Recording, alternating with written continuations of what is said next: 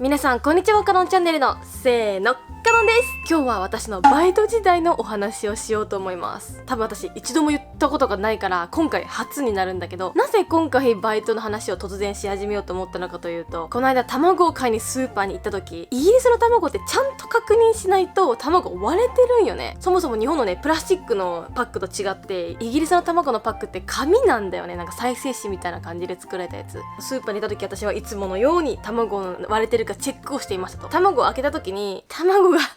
床にすってんころりんしてしまい割ってしまったんよ。でしかもその時コロナが流行り始めて間もなかったから、小さいスーパーでもその通りだけでもなんか無駄に6人ぐらいいて、いろんな人がいる中私が卵をポトンと落としたからすごい恥ずかしかったし、もう肩身狭かったわけ。一部始終を見ていたバイトのお兄さんが駆けつけてきてくれて、後始末は僕がやっておくから新しい卵を持ってレジに行ってねっていう風に言ってくださったんです。なんてこのバイトのお兄さんは優しいんや。感銘を受け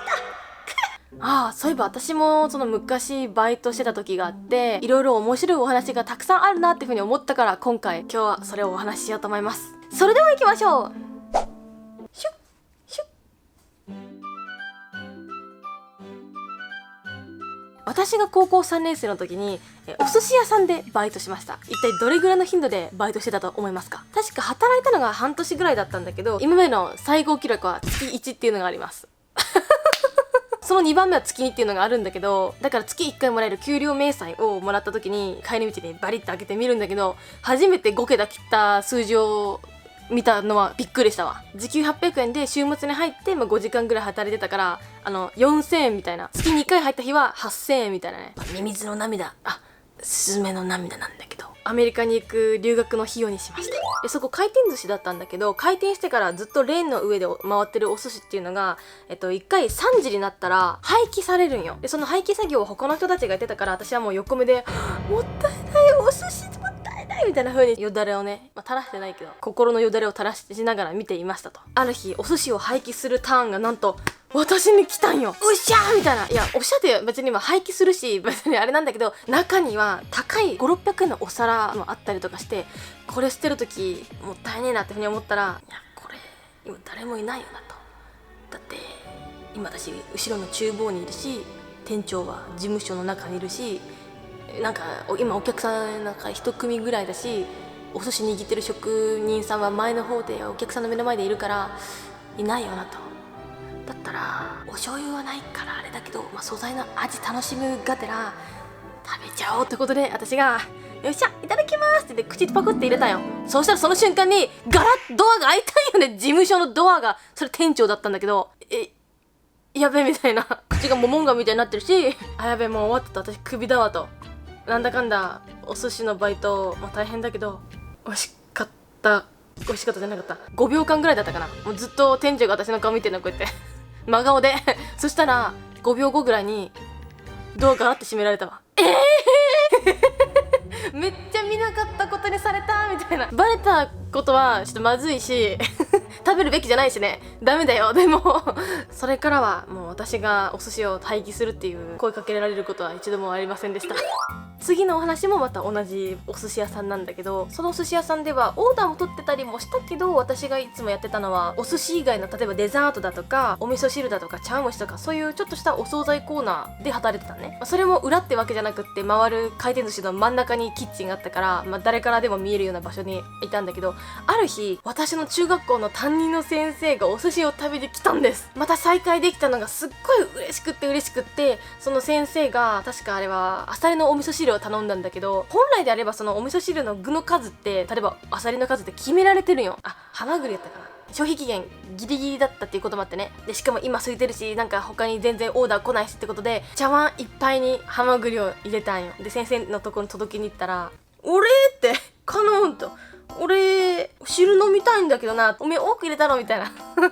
ょっと怒られてしまったよ。お味噌汁の具なんてなさすぎたらそれはそれで問題だけど、ありすぎても困るなって普通に思ったわ。鳥肌なお話です。確かその日は土曜日で3時までのシフトに入った時のこと。2時ぐらいを過ぎるとお客さんが一気に減り出すんだけど、その中である夫婦がやってきたんです。結構人が少なかったっていうこともあって、合間合間にオーダー取る時にいろいろちょっと小話をしたりとかしていたんよ。店長で睨まれながら。でそんなお話の中、奥さんの方かな、何時に今日バイト終わるのっていう風に聞かれたから、あと10分くらいで終わりますよ、じゃあバイト終わったら私たちの隣においでよみたいな、3人で食べようよご飯みたいな言ってきてくださって、最初は遠慮したよ、もちろん。出会ったのも何かの縁や、仲良くお寿司食べましょうっていう風に言われたから、わかりました、じゃあお言葉に甘えてっていうことで、10分後エプロンを片付けてぐるりとそのまま夫婦のテーブルに座りました。店長に睨まれながら、なるべく店長と視線を合わせないように喋ってたわ。話してるうちにその奥さんの方が、あ、そうなのって、私の娘も留学してたのよ、ちょうどあなたと同じぐらいの年よ、実は息子もいるんだけど、その息子は今10歳ぐらいでサッカークラブの入団試験になんか受かってジュニアだかなんだかの今スペインで頑張ってるわ、海外ちょっとつながりっていうこともあってかなり話が盛り上がりましたと。話していく中ですごい仲良くなっていったから、今度お家においでよっていう風に言われたから、後日その夫婦のお家に行きました。ちなみにお寿司美味しかった。で、家に行ってみたら超豪邸で、住宅街から全然想像もつかないぐらいすごい立派なお家だったの。植物もりもりで、外観もすごいけど中に入ってみるともう本当に突き抜ける天井、水晶だらけでもあったし、植物だらけでもあったし、この家すごいですねっていう風に言ったら、なんとその旦那さんが建築士デザイナーだそうで、このお家もその夫が建てたものなのよっていう風に話してくださいました。で、その日ランチを一緒に食べて、お家で豪華なご飯を、もちろん最初は断って、いいのよいいのよ、たんともりもり食べてねっていう風に何度も言われると、はいっていう風に返事して食べちゃったけど、ある時なんか1食5000円ぐらいする超高いフランス料理のお店にランチで連れてってくださった時もありました。値段においては後から知ったから衝撃受けたんだけど、もうお腹いっぱいや、食べきれん、もう幸せもりもり、たんともりもりやと、美味しいご飯をたらふく食べて家に送ってもらうまでの帰り道、スペインにいる息子をモーニングゴールで起こすためにスーパーのとある駐車場に泊まりましたと。ごめんね、ちょっと今電話するから待っててねっていう風に電話してるその隣で私ふと思ったんです。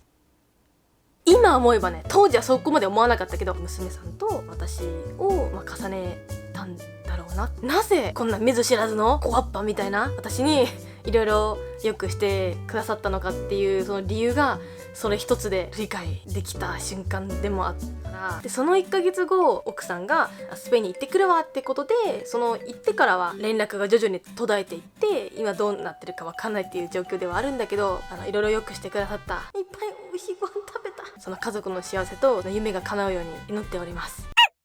次のお話、アメリカから帰ってきた後、日本に帰ってきて早々、単身赴任のお父さんが住んでる大阪に一緒に住むことになりました。家からめっちゃ近いところにスシローがあったっていうこともあって、私よくスシロー行ってたんよね。で、スシローもう好きすぎて、もうこんな私スシローいっぱい食べてるんだったらもう働こうかなみたいな、バイトすればもしかしたら社員割引で安くスシロー食べれるかもしれんっていうことで、私繁忙期の時だけ、2週間だけしか働いてないんだけど、バイトし始めて発覚したことが、なんと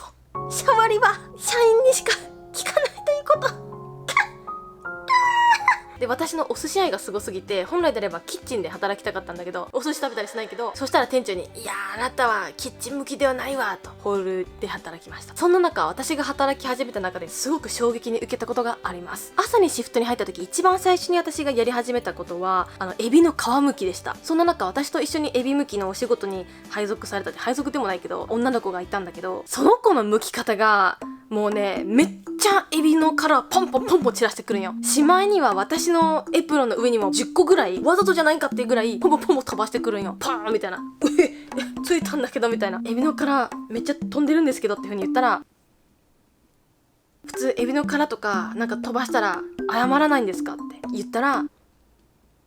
もう結局その子は最後までいわゆる仕方を貫いたんだけど、なんかすっごいエビ飛ばしてくるし、大阪の人ってこんなに冷たいやんとめっちゃ衝撃受けました。で、その日バイトを終えて事務所の裏の方に行ったら、4人ぐらいでその他のバイトの人たちが喋ってたんよ。その中のうちの1人、そのさっきの態度の悪かった女の子で唯一の女の子だったんだけど、その喋ってる中でその時の態度がね、そうなんだ、びっくり。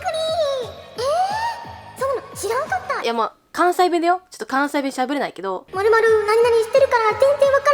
らへんってみたいなね。もうその光景はまるで、カノンお皿洗ってフローリングにもモップかけて、はいもしもしみたいな、もう電話口で表現するものと一緒じゃないかと、大阪恐るべしと思いました。これらが私が今まで働いたそのバイトで起きたお話です。でもなんか今思ったけど、なんかこの話に共通することって私